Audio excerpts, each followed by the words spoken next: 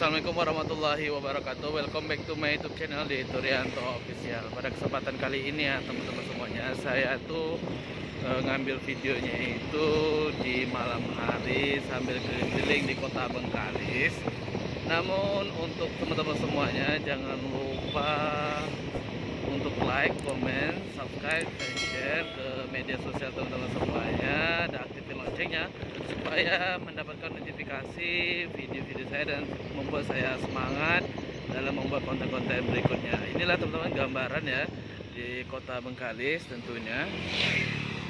Sangat ramai, kita itu berada di pulau bersebelahan dengan Melaka tentunya. Nah, di kota kami itu teman-teman yang perlu teman-teman ketahui ya, Kabupaten Bengkalis mempunyai APBD terbesar kedua setelah Kutai Kartanegara. Nanti datanya saya tampilkan di atas saja ya teman-teman semuanya. Sambil saya muter-muter di jalan ini tentunya ini ramai sekali ya. Namun ya, APBD kita besar tetapi kita miskin dalam pola pikir kita, tentunya dalam peraturan dan pembangunan ya. Tak tahulah misalnya itu kesalahan siapa ya. Dari ini berkaca ya teman-teman semuanya, di sini lagi malam minggu tetapi untuk proses menjaga protokol kesehatan sangat kurang sekali, masih banyak di mana-mana maupun di anak muda yang lagi berjalan itu tanpa menggunakan masker dan mengindahkan yang namanya protokol kesehatan. Mungkin pemikiran orang-orang ini ya teman-teman semuanya, ya saya nggak percaya COVID ya, misalnya ya gimana bla bla bla. Itu ya teman-teman yang terjadi di kami. Ya, kami ini di kepulauan susah sekali ya. Ya, tapi bukan semuanya, ada sebagian orang yang susah untuk menerapkan gitu loh. Seharusnya sebegini adalah tentang kesadaran diri kita di dalam penerapan protokol kesehatan ya, supaya kita tidak terjangkit. Ntar kalau terjadi apa-apa ya diri kita juga yang susah ya, diri keluarga kita juga yang susah. Yang tadi teman-teman lihat ya sebelum saya berhenti di lampu merah, itu banyak di Bengkalis kalau lampu merah itu tidak berfungsi untuk saat ini ya, banyak dilanggar ya, lalu lalang kendaraannya gitu. Jadi penerapan semua peraturan ya saya konfirmasi atau menurut saya sih tidak berjalan gitu loh. Di sini saya akan bawa teman-teman semuanya melihat ya perjalanan atau jalan di kota Bengkalis ya, walaupun kami hidup di pulau, tapi di sini kalau untuk rekreasinya juga itu sebagai untuk destinasi wisatanya kami di Pulau Rupat. Ntar saya tunjukin juga foto-foto pulaunya di atas ya teman-teman semuanya. Nah, itu di depan itu adalah Museum Sultan Syarif Qasim ya. Jadi museum itu tidak berfungsi lagi ya, hanya sewaktu-sewaktu saja untuk dibuka, karena untuk barang-barang kerajaan atau barang-barang pemilik peninggalan Sultan Syarif Qasim sudah yang duplikat semuanya teman-teman. Jadi ini adalah kota Bengkalis. Jadi teman-teman semuanya yang pengen jalan-jalan di kota Bengkalis itu boleh-boleh saja. Kita kalau dari Pekanbaru menuju Bengkalis itu menempuh waktu sebanyak 4-5 jam perjalanan darat. Nanti setelah perjalanan darat itu kita lewat lagi laut penyeberangan untuk sampai ke Pulau Bengkalis. Nah, ini adalah Masjid Agung Istiqomah, masjid besar atau masjid kedinasan kami ya. Jadi kalau situ sholat waktunya hari Jumat itu penuh ya teman-teman semuanya. Nah, saya akan bawa semuanya teman-teman melihat area-area perkotaan di sini ya, pusat perbelanjaan. Jadi gini teman-teman, kami di Bengkalis itu pusat perbelanjaan kami yaitu di pinggiran kota atau di pinggiran laut. Nah, sedangkan kalau pusat tatanan pemerintahan atau kantor-kantor itu di atas atau di bagian daratnya. Jadi kalau dari pusat sini kita ke sana itu sekitar kurang lebih 5 menitan gitu loh. Jadi kita terpisah antara pusat perkantoran, tetapi di sini tidak semua pusat perkantoran itu di sana. Jadi ada sebagian juga di pinggiran sini gitu loh. Jadi yang bisa teman-teman lihat di sini yang saksikan, kebanyakan sih masyarakat, anak-anak muda ya. Saya sangat menyayangkan sekali tidak adanya protokol kesehatan ya, tidak menggunakan masker atau membawa yang namanya hand sanitizer. Untuk saat ini di Riau itu memiliki angka yang namanya pasien ataupun positif corona itu sangat tinggi. Jadi tidak ada sih himbauan lagi ya dari pemerintah menggunakan masker atau yang sebagainya. Jadi di sini pun biasanya tuh ada posko nih di mobil sini ya, kemarin itu mobil yang mobil itu ada posko, tetapi posko ini tidak ada lagi ya. Jadi sangat sayangkan. Nah, ini ramainya pengunjung-pengunjung teman-teman di sini ada tempat minuman atau tongkrong-tongkrongan anak muda. Di sini semuanya tidak menggunakan masker, tidak atur jarak. Jadi kita tidak bisa ataupun saya tidak bisa mau berbicara karena seharusnya seperti ini sudah ada dari aparat penegak hukum maupun dari pemerintahan untuk penghimbauan lebih lanjutnya lagi. Jadi nanti ke depan ya, kalau terjadi angka kelonjakan yang sangat tinggi, itu tidak bisa lagi kita mau menyalahkan pemerintah. Jadi di sini adalah kesalahan diri kita, tetapi nanti kalau kita, makanya saya bilang kalau sudah terjangkit itu ujung-ujungnya pasti kesalahan kita menyalahkan yang namanya pemerintah, tetapi seharusnya kita yang sadar diri. Kotanya memang bersih ya teman-teman ya. Kita 2 kali atau berapa kali yang saya nggak ingat kita mendapatkan Piala Adipura, yaitu kota kecil yang terbersih ya. Itu pun kita kenapa yang terbersih? Bukan dari segi masyarakatnya, misalnya rajin membuang sampah atau bagaimana. Di sini adalah kota kita ya, dari dinas kebersihannya itu ada petugas kebersihan gitu loh. Jadi di sini tetap aja sih kayak masyarakat lainnya ya, sembarangan membuang sampah gitu loh. Jadi di sini yang saya ceritakan kembali, kalau untuk tatap pemerintahan itu anggota dewannya itu ya wow, gajinya itu sangat tinggi teman-teman.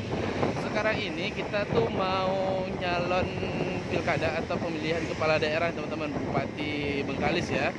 Yang terjadi Bupati Bengkalis tuh tahun ini ya, untuk 5 periode belakang kemarin itu wakil bupati dan bupatinya tersangka kasus korupsi teman-teman.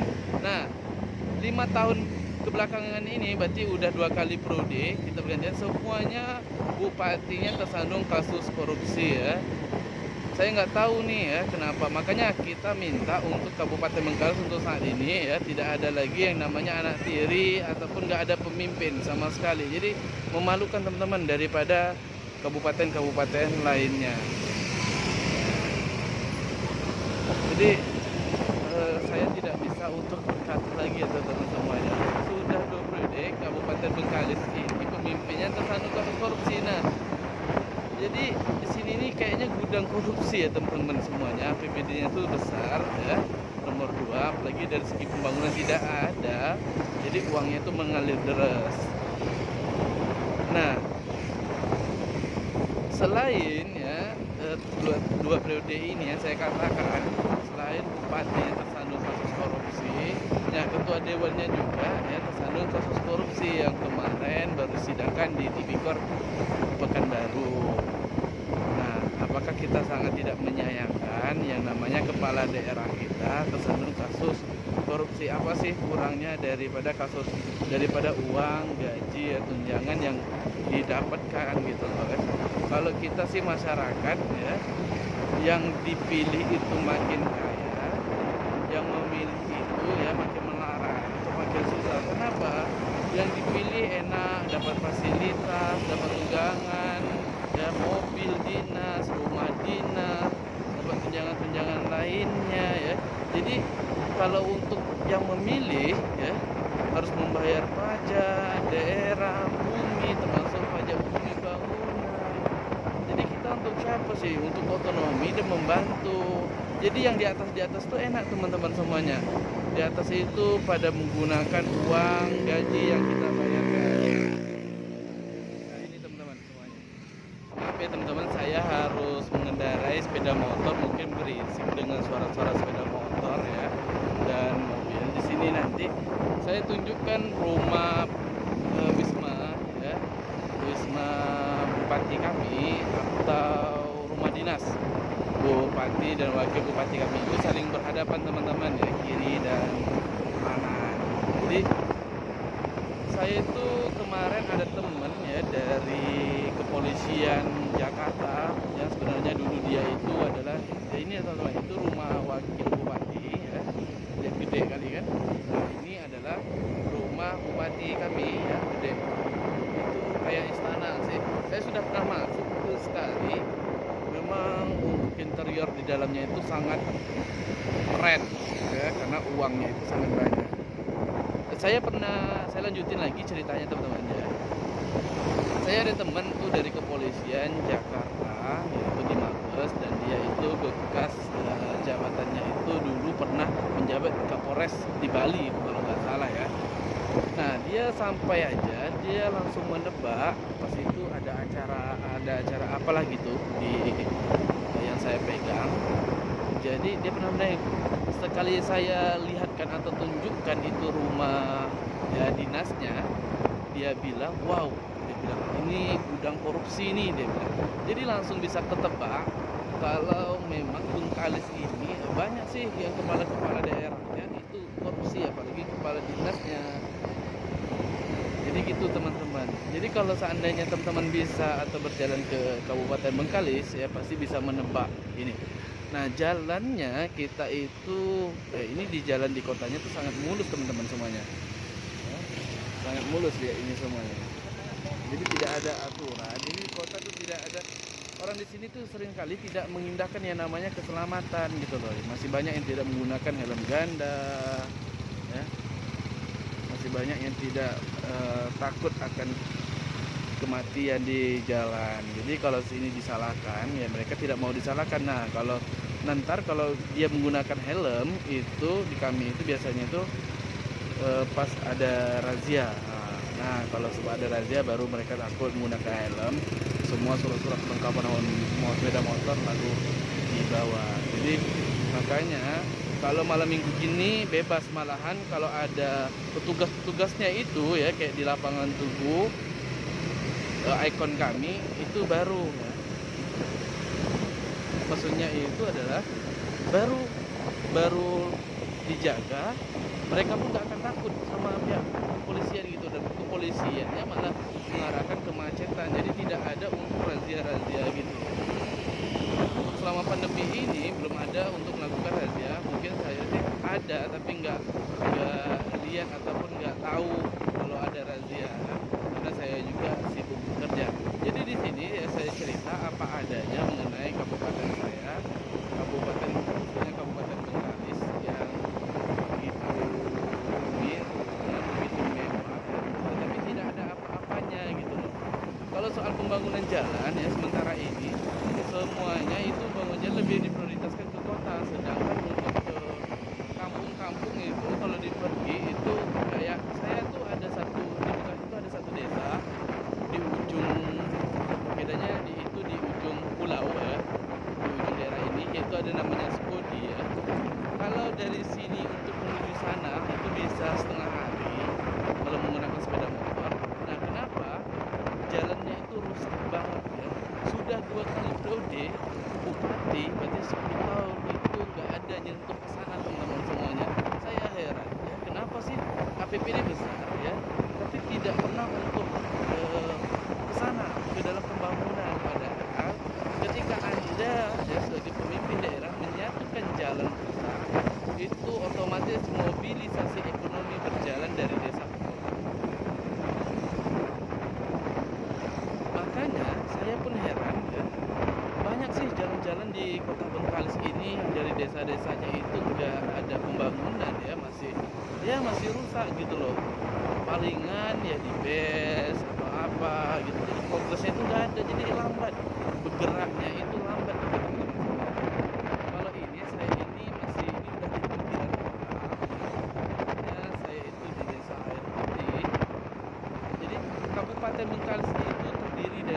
11 kecamatan ya teman-teman semuanya ya. Ada kecamatan Bengkalis, kecamatan Banten, kecamatan Bandar Laksana, Siak Kecil, Bukit Batu, Lupat, Empat Utara, Talang Mandau, Pinggir, Baten Selatan. Jadi kita itu terbagi 11 kecamatan. Nah, kalau untuk jumlah pemilihnya itu besar teman-teman semuanya. Tetapi kalau untuk strateginya mencalon menjadi bupati dan wakil bupati Kabupaten Bengkalis ya, yang harus dipegang itu biasanya tuh kayak Baten Selapan, Talang Mandau, di pinggir itu ya, itu masyarakatnya lebih tinggi karena dia pun lintas dia juga. Kalau kita ini terhubung jadi di pulau. Banyaknya orang bertanya, oh kenapa sih naik loro misalnya nyebrang ke pulau kami? Kami sih sebenarnya sah-sah aja, suka-suka aja kalau dibangunkan jembatan. Namun sudah ada sekitar 15-an tahun kalau nggak salah ya, mau dibangunkan jembatan nggak jadi. Jadi untuk ini aja untuk kayaknya settingan ya, settingan supaya dipilih untuk menjadi bupati maupun gubernur sih ya. Jadi itu teman-teman yang lucunya. Namun ya itu hal negatifnya. Kalau hal positifnya ya menggunakan Roro. Jadi di sini kami semuanya Honda bebas tinggal di luar ya. Honda kami bebas siang malam mau sampai pagi kami bebas di luar. Jadi tidak ada yang mencuri ataupun yang mau maling itu nggak ada teman-teman. Jadi gini, kalau mau maling ya udah Anda siap-siap untuk kebongkar. Kenapa? Untuk lewat aja, untuk Roro aja. Untuk penyeberangan kita itu tutupnya sekitar jam 12-an. Kalau misalnya ada hari-hari besar baru kita bukanya hingga mungkin jam 1 malam gitu kan. Tapi kalau untuk hari-hari kecil kita jam 12 langsung off gitu.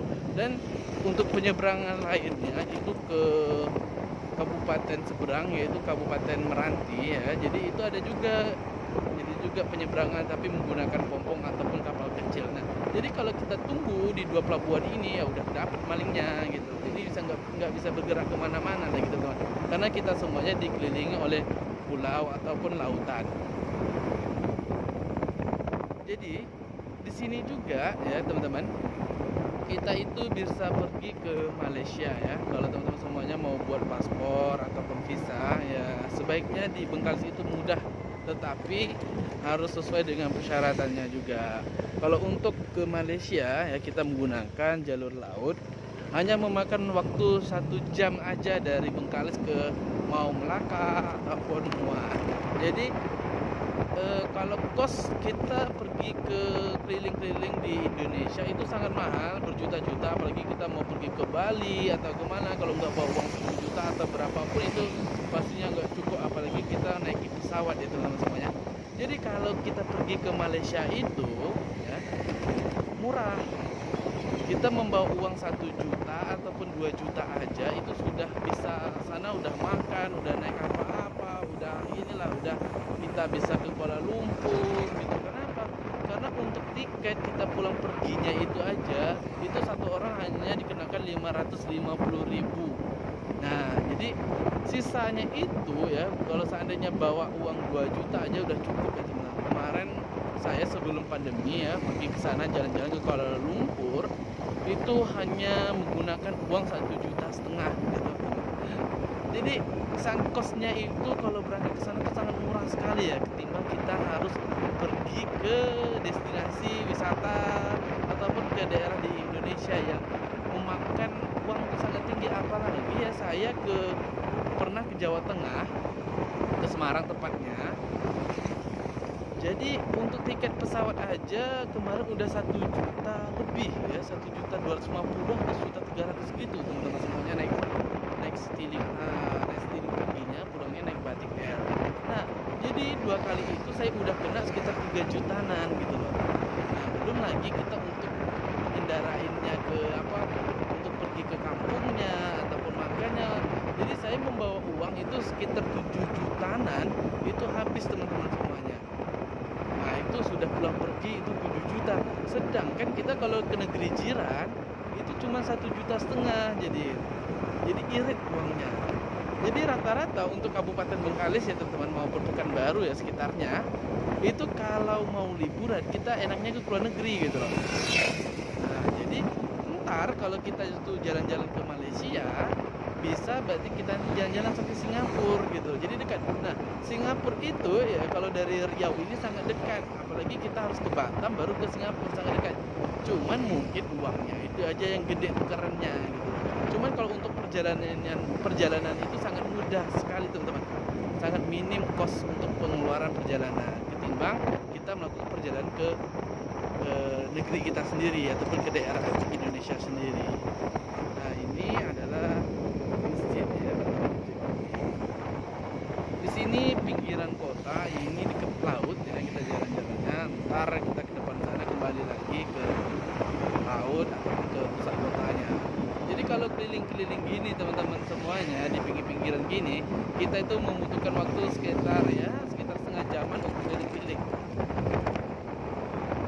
Jadi waktunya itu enak. Lagipun kalau seandainya kita di sini, kalau di Bengkalis itu sangat minim untuk kita pergi ke suatu ataupun tongkrongan, ke suatu pusat untuk misalnya ya untuk anak-anak muda gitu, ada destinasinya sangat minim. Jadi kita berjauhan. Kalau mau pergi ke pantai kita harus, kalau untuk di daerah ini aja di Kecamatan Bengkalis ini ataupun di pulau ini, kita harus menuju ke Kecamatan Bantannya baru ketemu itu pantai. Nah, jadi kalau kita sini ke sana untuk ke pantai itu kita waktunya sekitar ya 1 jaman gitu loh. Kalau kita bawa-bawaannya 60 gitu, itu 1 jaman. Lihat teman-teman semuanya ya. Nah, sini kurang adanya yang namanya pengaturan, tidak menggunakan helm gitu. Saya kan ya saya juga heran ya teman-teman. Ya, kalau saya sih berpikir ya, saya tidak disuruh menggunakan helm, oke, misalnya nggak ada razia ataupun aparat, tapi ya saya pikir helm itu untuk keselamatan kita gitu loh, helm itu untuk kepribadian kita gitu loh. Terjadi apa-apa diselamat untuk melindungi kepala yang menggunakan helm gitu, tetapi di kami ini ya diindahkan. Kalau bercerita teman-teman mengenai Kabupaten Bengkalis ya, ataupun di daerah ini ya tidak ada artinya, selalu banyak ya untuk diceritakan ataupun kita tulis ya kepada orang-orang untuk melihat, oh ini loh Kabupaten Bengkalis, oh ini loh kalau peraturan-peraturan di Bengkalis yang tidak dijalankan oleh kita sendiri, walaupun peraturan itu sudah ada, sudah untuk keselamatan kita. Jadi lihat ini anak bonceng 3 semuanya pada jalan-jalan. Jadi gimana ya teman-teman semuanya, hanya teman-teman yang bisa menilai ya. Jadi kalau saya sih anak-anak kecil gitu yang belum cukup umur 17 tahun ya, seharusnya itu pun ada pengaruh orang tua juga untuk nyetop. Kalau seandainya mau pergi kemana-mana ya harus ditanya, jangan sampai ya diberi motor untuk dibebasin gitu ya, takutnya terjadi apa-apa ntar ya saling nyalakan. Pernah di sini ya saling tabrakan ya sampai meninggal. Jadi kalau sudah seperti itu meninggal, meregang nyawa gitu, siapa sih yang mau disalahkan? Nanti di depan sini ya teman-teman, ntar saya tunjukin lapangan Tugu sebagai ikon kota Bengkalis. Nah, di mana-mana di sini adalah tempat tongkrongan ataupun tempat untuk semuanya terpusat pada satu sistem teman-teman semuanya. Ya ini teman-teman semuanya, masih banyak lagi pengendara-pengendara yang tidak taat lampu lalu lintas, padahal lampu hijaunya tadi sudah di kita ya, tapi masih banyak yang lewat ya, yang melanggar padahal lampu di jalur mereka sudah merah. Hanya ini teman-teman semuanya yang terbesar, ataupun itu pun kalau di Malaysia teman-teman semuanya, jalan ini ibaratkan saya pernah menanya, jalan ini jalan kampung, sedangkan kita di sini ada jalan perkotaan. Ini adalah kantor pendapatan daerah kami ya. Ini masih banyak lagi yang harus saya ceritakan, tetapi untuk teman-teman semuanya jangan lupa untuk like, komen, serta subscribe dan aktifin loncengnya supaya menambahkan semangat saya untuk membuat konten-konten dan video menarik untuk teman-teman saksikan. Ini adalah lapangan tugu ya, lapangan tugu. Karena lampunya itu nggak hidup teman-teman semuanya, biasanya lampunya itu di bagian atas sana, tapi itu tidak hidup.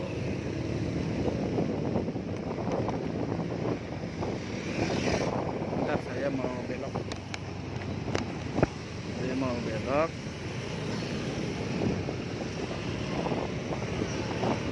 Nah kan dia teman-teman semuanya, lampunya itu nggak hidup. Nah, biasanya tuh terang ya. Ini adalah gedung daerah kami ya kan. Ya udah lama sih ya mati suri, ini gedung daerah nggak difungsikan kembali. Baru kemarin difungsikan dengan PJ Bupati kami ya, sehingga ya belum ada aktivitas karena masalah COVID ini. Baik teman-teman ya, sekian dari saya video untuk ataupun konten kali ini. Lebih kurangnya ataupun ada yang disebutin di dalam video ini, saya mohon maaf yang sebesar-besarnya, karena saya tidak menyebutkan nama atau mendeskripsikan atau orang tertentu ya. Saya hanya bercerita mengenai apa yang ada di pemikiran saya. Saya harapkan untuk teman-teman semuanya apabila berkendara itu jaga safety ya, karena safety itu adalah untuk keselamatan diri kita. Seandainya kita mengindahkan yang namanya safety ya, maka kita juga mengindahkan namanya keselamatan kita. Baik teman-teman, sekian, terima kasih dari saya. Wassalamualaikum warahmatullahi wabarakatuh. Bye bye.